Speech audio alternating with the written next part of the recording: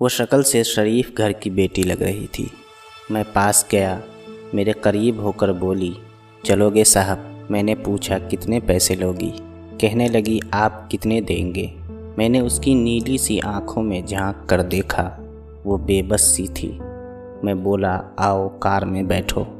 वो डर गई, कहने लगी, कितने आदमी हो साहब? मैंने कहा, डरो नहीं, मैं अकेला ही हूँ।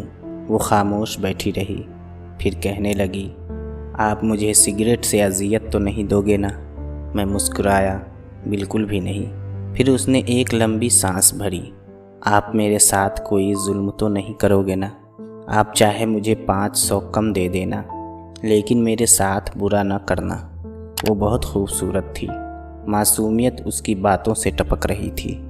फिर भी खुदा जाने वो क्यों जिस्म बेचने पर मजबूर थी। वो जानती नहीं थी मैं कौन हूँ। मैंने पूछा, खाना खाया है? कहने लगी, नहीं। मैंने होटल के सामने कार रोकी। होटल वाला मुझे जानता था। उसने जल्दी से खाना पैक किया और मुझे दिया। मैं कार में आकर बैठ गया। मैं अपने ऑफिस की तरफ चल दिया। चौकीदार ने दरवाज़ा खोला। मैंने कार पार्क की। रात के 11 बज रहे थे। सब अपना अपना काम कर रहे थे। वो मुसलसल मेरे तरफ देखे जा रही थी। मैंने खाना प्लेट में डाला, उसे कहा, हाथ धो लो। वो कहने लगी, मैंने नहीं खाना। मैंने प्यार से कहा, डरो नहीं, कुछ नहीं होगा। वो हाथ धोकर आई, मेरे सामने कुर्सी पर बैठ गई और खाना खाने लगी। जब खाना खा लिया तो कुछ खाना बच गया। कहने लगी, ये मैं घर ले जा सकती हूँ? मैं मुस्कुराया, बिल्कुल भी नहीं। वो चुप हो गई, बुर्का उतारने लगी। मैंने कहा, रुक जाएं, मेरे पास आकर बैठ जाएं। वो हैरान थी। मेरे आंखों में देखकर बोली, जल्दी से अपना काम करें, मुझे वापस छोड़ कर आएं। मैंने कहा, नहीं, पूछूंगा क्यों करती हो ऐसे, क्यों बेचती हो अपना जिस्म? बस इतना कहूँगा, छोड़ सकती हो क्या ये सब? वो मेरे चेहरे की तरफ देखने लगी। आप पागल लग रहे हैं मुझे। मैंने उसकी आंखों में देखा। हाँ, पागल ही हूँ मैं, सब पागल ही समझते हैं मुझे। वो कहने लगी, अगर कुछ करना नहीं है तो मुझे वापस छोड़ाओ। मैंने उसके सर पर हाथ रखा और पर्स से 30,000 रुपये निकाल कर उसके हाथ पर रखे। वो हैरान थी, कहने लगी, मैंने नहीं लेना, आप क्यों दे रहे हैं ये पैसे मुझे? मैंने उसके चेहरे पर एक थकन महसूस की थी। वो अपने आंसू रोके बैठी थी, बार बार कह रही थी, मुझे वापस छोड़ाओ, मुझे डर लग रहा है। मैंने उसे यकीन दिलाया, डरने की कोई बात नहीं है।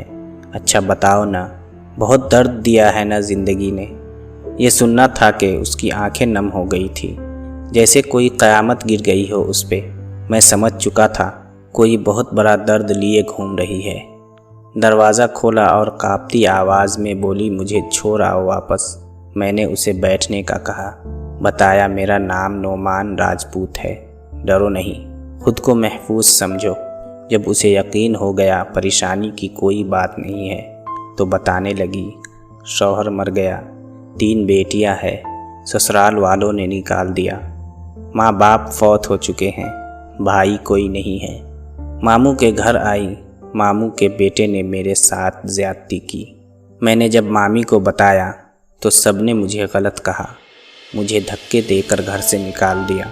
दूर के रिश्तेदार बुढ़े से मेरी शादी करवाई, उसके भी बच्चे थे, उसके बच्चों ने मुझे बहुत जलील किया।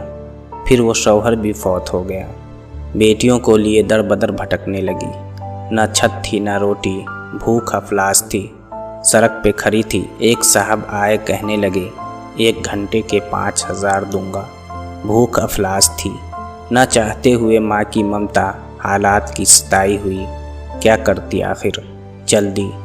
अब हर रोज़ जिस्म बेचती हूँ, किराए का घर ले लिया है, बेटियों को अकेला छोड़ कर आती हूँ, क्या करूँ? बहुत बार सोचा खुदकुशी कर लूँ, लेकिन बेटियों को देखकर हिम्मत नहीं होती। वो रो रही थी, मैं ज़माने की बेहिसी महसूस कर रहा था। उसके सर पर हाथ रखा और उससे कहा, नोमान तुम्हारा भाई है आज से, तुम अपने बेटियों को लो और मेरे ऑफिस के ऊपर वाले रूम में रहो। वो यकीन नहीं कर पा रही थी। मैं कार में बैठा उसके घर पहुंचा। उसकी बेटियां सोई हुई थी, बहुत प्यारी थी। गोद में उठाया, दिल को सुकून मिला। वो मुसलसल रोए जा रही थी। मुझे कहने लगी, आप फरिश्ते हैं। मैं उसे अपने ऑफिस ले आया। वो दुआएं देने लगी। झोली उठाकर न जाने कितनी दुआएं देती रही। मैं उसे कहता रहा, जाकर सो जाएं। मैं अपने ऑफिस के रूम में गया। मेरे सामने से वो चेहरा गुजरा जो एक लड़की अपने शौहर से झगड़ा कर रही थी। उसे कह रही थी, मुझे तलाक दो, तुमको मेरी कदर नहीं। वो अपना घर जला रही थी अपनी बेवकूफ़ी की वजह। वो बेचारी क्या जाने ज़माने की तलखियाँ क्या होती है, ज़माने का डसा क्या होता है। मैं बताना चाहता था अपना घर जानबूझकर उजाड़ने वाली लड़कियों को तलाक़ें लेना आसान है, उसके बाद जीना मौत है।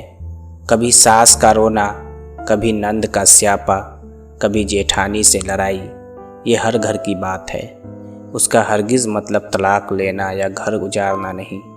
कम उम्री में ही मेरे सर के बाल सफ़ेद हो गए। हज़ारों आँखों के आंसू देखकर अपने घरों को आबाद रखो।